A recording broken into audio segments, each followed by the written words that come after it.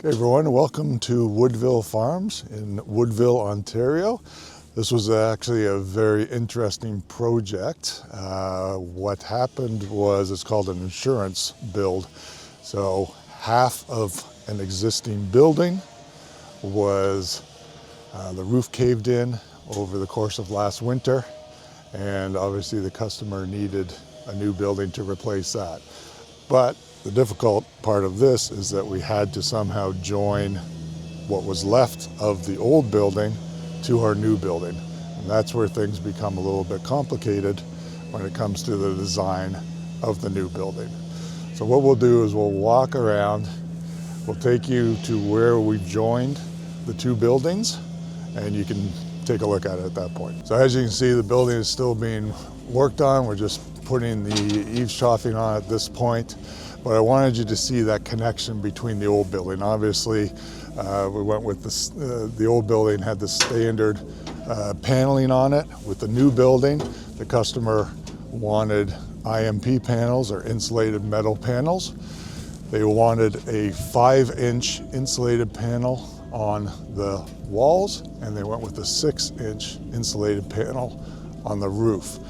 The reason why they went so high, because typically it's a 3-inch on the walls and 4-inch on the roof, but this is going to be used for produce and bringing in the cabbages, and they do a lot of, they need to keep them cold, obviously. So getting the highest level of IMP panel was a priority with regards to insulation for the customer. When we take a look at the inside, you'll see pictures of evaporators that are up near the roof line. What's running the evaporators are these systems outside here.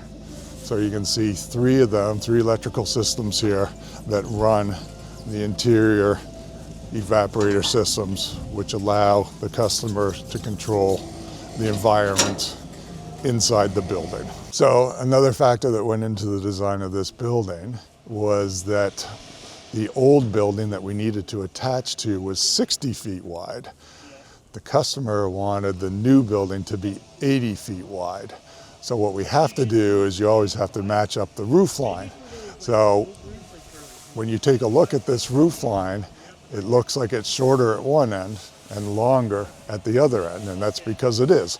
Because we had 20 extra feet that we had to account for on our 80 feet.